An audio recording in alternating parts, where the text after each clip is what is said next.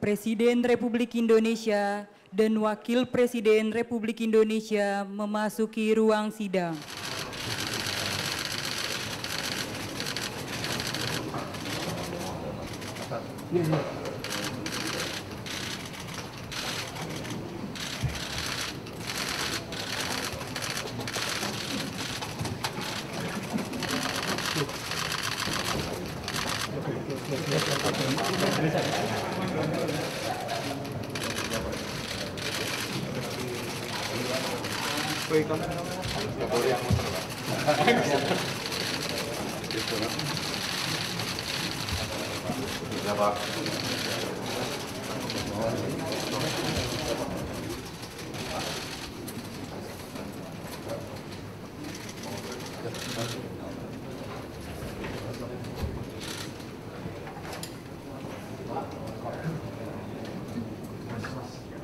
Bismillahirrahmanirrahim.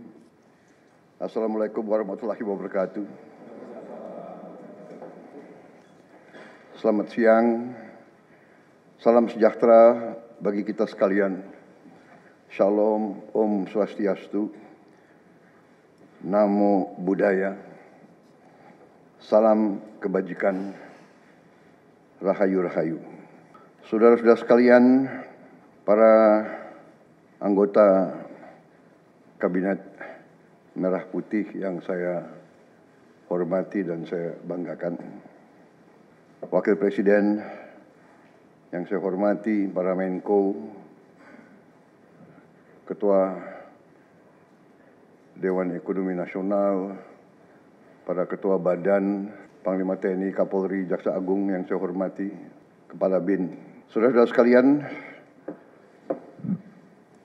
sekarang saya kira adalah suatu momen bersejarah. Ini adalah sidang kabinet paripurna pertama yang saya pimpin. Kabinet yang kita sepakati, kita beri nama Kabinet Merah Putih untuk menjadi suatu simbol persatuan, simbol kebersamaan, simbol kebangsaan. Saya terus-menerus sudah beberapa tahun ini maju ke hadapan rakyat Indonesia, kepada semua pemimpin politik, pemimpin masyarakat, pemimpin agama, pemimpin pengusaha. Saya terus-menerus menekankan pentingnya persatuan. Sumber kunci keberhasilan kebangkitan suatu bangsa dalam sejarah manusia berabad-abad, kuncinya adalah bila elitnya bisa kerjasama, bila elitnya bersatu. Persatuan ini artinya adalah kita bisa sepakati mana adalah kepentingan nasional yang inti, mana adalah kepentingan nasional yang vital bagi kelangsungan hidup bangsa kita. Kita masing-masing punya kepentingan politik masing-masing. Kita masing-masing punya kepentingan kelompok masing-masing. Tapi manakala kita sudah bicara tentang bangsa dan negara, kita harus sepakati kepentingan nasional yang vital. Saya meyakini bahwa kepentingan nasional vital kita tentunya harus kita sepakati adalah kemerdekaan dan keutuhan NKRI. keutuhan Negara Kesatuan Republik Indonesia. Dan untuk menjamin keutuhan dan kelangsungan hidup Negara Kesatuan Republik Indonesia, kita harus dengan handal, dengan cerdik, dengan pandai bisa menjaga dan mengelola kekayaan bangsa kita. Hanya apabila kita bisa menjaga dan mengelola dengan baik semua kekayaan kita, hanya dengan demikian kita bisa memberi pelayanan kepada rakyat kita. Kita bisa memberi kebutuhan hidup rakyat kita. Kita bisa membayar segala keperluan suatu negara modern. Dan di antaranya tentunya adalah menjamin kedaulatan bangsa. Saya ingatkan saudara-saudara sekalian, jangan sampai kita lupa dengan Undang-Undang Dasar kita sendiri, Undang-Undang Dasar 1945, yang jelas dalam pembukaannya tertera tujuan-tujuan nasional kita, di mana tujuan-tujuan nasional kita sangat jelas oleh pendiri-pendiri bangsa kita. Tujuan pertamanya adalah melindungi segenap bangsa Indonesia dan seluruh tumpah darah Indonesia. Ini tujuan nasional yang pertama untuk kita survive. Karena itu kita perlu memikirkan apakah kita sudah cocok atau tidak investasi kita kepada pertahanan bangsa Indonesia. Kedua, tentunya memajukan kesejahteraan umum. Saya katakan berkali-kali bahwa negara yang merdeka, rakyatnya harus merasakan kemerdekaan. Janganlah kita bangga menjadi anggota G20 kalau rakyat kita masih banyak yang miskin, masih banyak yang lapar. Mencerdaskan kehidupan bangsa mutlak. Pendidikan bagi kita adalah prioritas yang sangat tinggi. Saya kira ini terlihat komitmen kita kepada pendidikan. Kalau tidak salah, alokasi kita dalam anggaran 2025 untuk pendidikan salah satu tertinggi, Pak. Mungkin selama sejarah kita, Pak. Untuk pertama kali kita sudah 25%, Pak, Bu, ya. 20.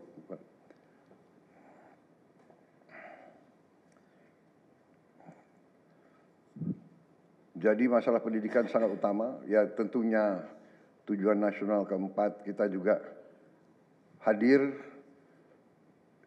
dalam pergolakan ataupun interaksi dunia, di mana kita harus selalu membela kemerdekaan bangsa-bangsa. Dan karena itu, mau tidak mau Indonesia harus kuat. Saudara-saudara sekalian,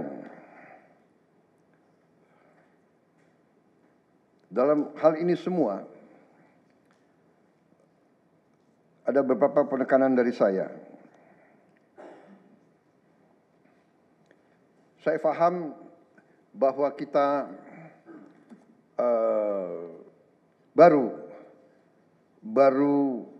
dilantik, saya saja baru 3 hari. Saudara-saudara baru 2 hari dilantik. Dan saudara-saudara, saya persilahkan secepat mungkin, terutama bagi menteri-menteri yang baru, silahkan konsolidasi sendiri, mengatur sendiri secepat mungkin administrasi saudara, dan tim saudara di kementerian dan badan masing-masing. Penyusunan tim sangat penting. Tim yang baik, tim yang bisa kerjasama akan memudahkan kita mencapai target-target yang kita tentukan. Saudara-saudara, saya sangat mengutamakan kerjasama sebagai tim. Untuk itu, dalam waktu dekat, saya akan mengajak saudara-saudara ke Magelang, di mana kita akan melaksanakan beberapa hari menambah pembekalan. Kemudian kita akan adakan koordinasi di tempat di Magelang, Jawa Tengah, di kawasan Akademi Militer. Hal itu saya nilai bahwa akan membawa banyak manfaat, karena sesungguhnya lahirnya Republik kita memang proklamasi di Jakarta, tetapi ujian proklamasi berada di daerah-daerah di mana pejuang-pejuang kita melaksanakan perebutan kemerdekaan secara fisik. Dan daerah Magelang merupakan suatu sentra perlawanan kita terhadap penjajah. Mulai ratusan tahun dikenal sebagai daerah perjuangannya Pangeran Diponegoro. Di antara 5 gunung, itu saya kira cukup membawa suatu aura tradisi keberanian, tradisi heroisme, tradisi cinta tanah air. Saudara-saudara sekalian, jumlah anggota kabinet kita sebanyak 48 menteri. Juga ada badan-badan yang sangat strategis. Ini memang lebih banyak dari pemerintah sebelumnya. Jumlah ini saya sadari memang bisa dianggap tergolong besar. Tapi memang bangsa kita bangsa yang besar. Kita tidak dapat pungkiri bahwa kita negara keempat terbesar di dunia dari jumlah penduduk. Dari luas wilayah, kita luasnya sama dengan Eropa Barat. Di mana Eropa itu terdiri dari 27 negara. Kita satu negara.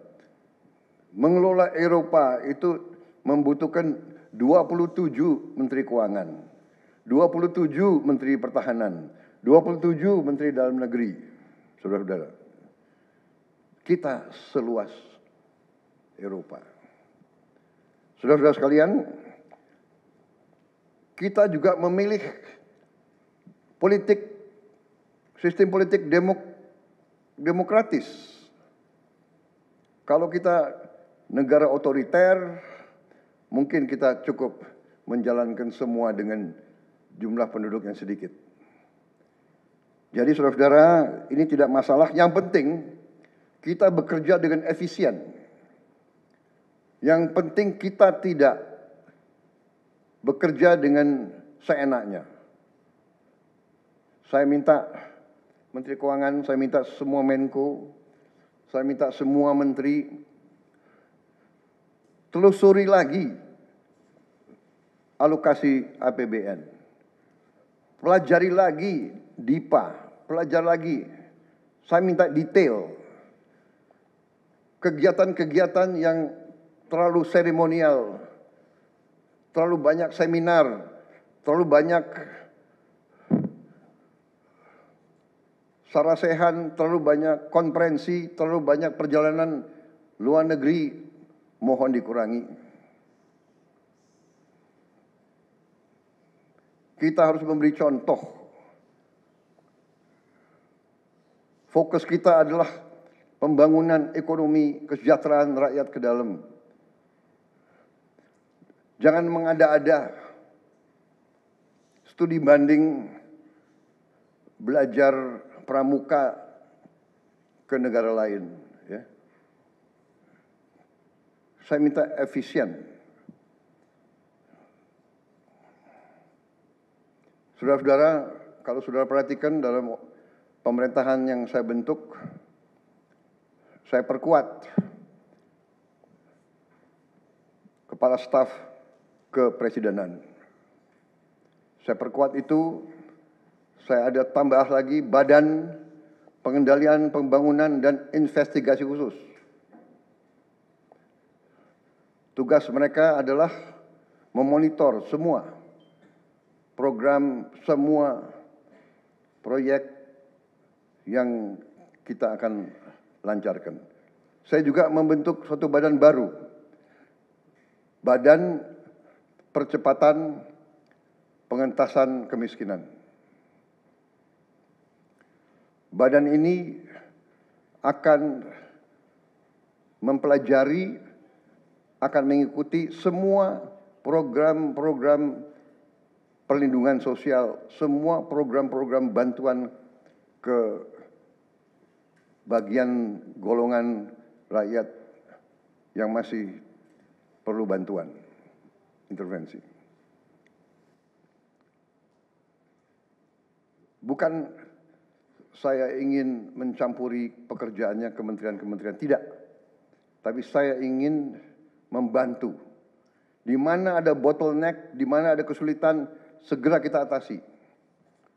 Marilah kita jujur mengakui bahwa birokrasi di kita sangat terkenal. Sangat terkenal ribetnya, sangat terkenal lambatnya. Bahkan ada pembicaraan oleh rakyat kita bahwa birokrasi pemerintah kita sering mempersulit, bukan mempermudah keperluan rakyat. Bahkan ada yang mengatakan kalau bisa dibikin sulit, kenapa dibikin mudah? Ya, ini saya minta menteri-menteri sekarang, mari kita lebih berani, mari kita lebih tidak ragu-ragu untuk memberi pelayanan yang terbaik kepada rakyat kita. Jangan ragu-ragu, kalau saudara tidak puas dengan pejabat-pejabat di bawah Anda, laporkan, segera kita ganti. Begitu banyak orang yang mau mengabdi. Tidak ada orang di sini yang kebal, yang tidak patuh, tidak bekerja keras untuk bangsa dan negara dan rakyat. Saudara, saya beri wewenang, copot segera. Suruh tinggal di rumah aja, daripada bikin susah kita. Saudara-saudara sekalian, saya kira dalam waktu dekat saudara-saudara akan segera menyiapkan program kerja saudara masing-masing. Saya beri kesempatan segera, dan sewaktu-waktu terus saya akan panggil koordinasi. Tadi pagi sebelum sidang kabinet saya sudah koordinasi sama beberapa menteri, dengan Jaksa Agung, dengan BPKP, dan besok pun kita akan lanjutkan. Ada beberapa pengarahan dari saya, Menteri Bappenas, pastikan semua program dan kegiatan di semua kementerian lembaga mempunyai kontribusi yang signifikan, terukur, dan saling bersinergi. Pelajari kembali semua proyek. Jangan ada proyek yang mercusuar. Semua ditujukan kepada yang saya sampaikan pada pidato saya di depan Majelis Permusyawaratan Rakyat pada hari pelantikan saya. Kita harus swasembada pangan. Itu prioritas dasar karena situasi global. Perang besar bisa pecah setiap saat. Kita harus jamin kemampuan kita memberi makan rakyat kita sendiri. Swasembada energi mutlak. Kita bersyukur kita punya sumber alam yang sangat besar. Kita sekarang tidak boleh ragu-ragu memanfaatkannya sebaik-baiknya. Hilirisasi kunci daripada kemakmuran.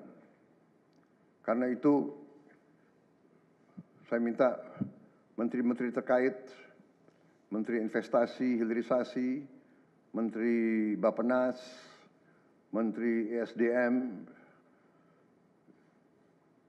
dengan beberapa menteri lain dibantu oleh tentu Menko Perekonomian dan Ketua Dewan Ekonomi Nasional, saya minta segera inventarisir proyek-proyek penting dalam program hilirisasi kita.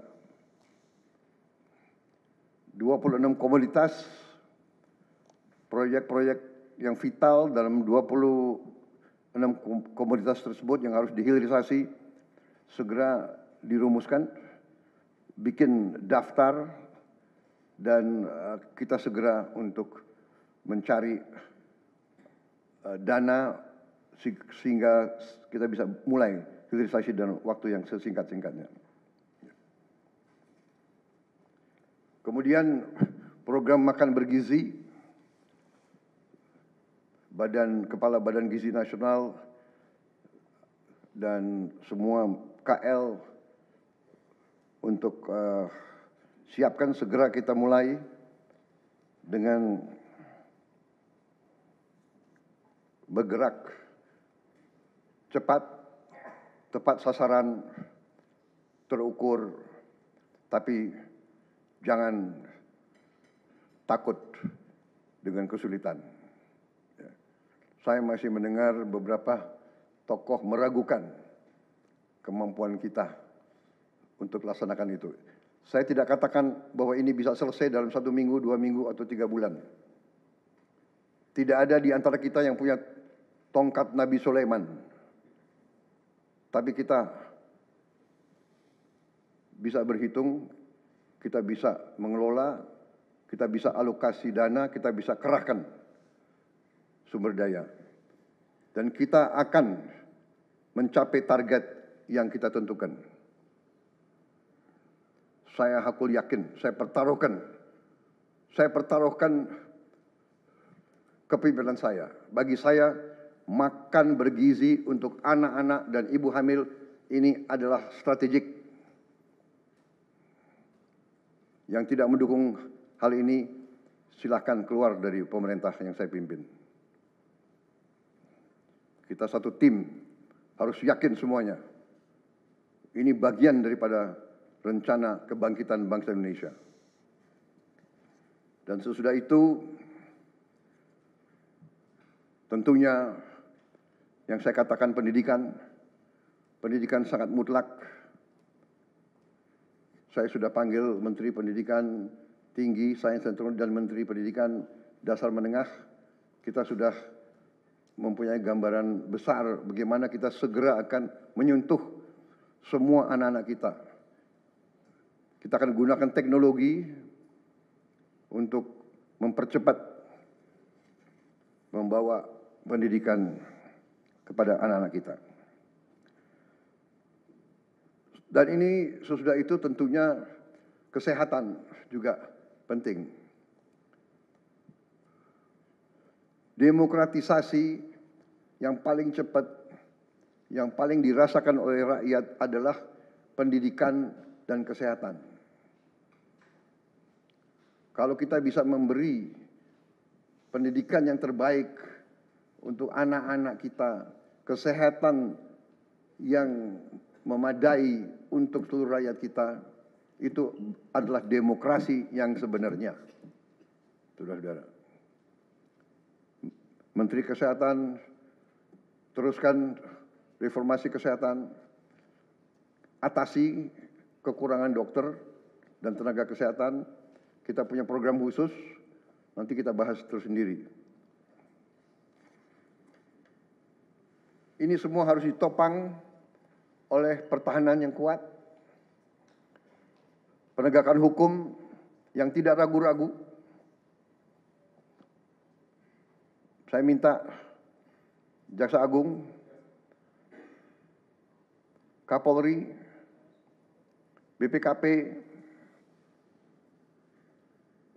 Badan Intelijen Negara fokus ancaman yang berat bagi kita, judi online, narkoba, penyelundupan, penyelewengan, korupsi, kebocoran. Hanya dengan penegakan hukum yang tegas dan intelligence yang baik, bukti-bukti yang kuat, bisa kita segera mitigasi hal ini semua.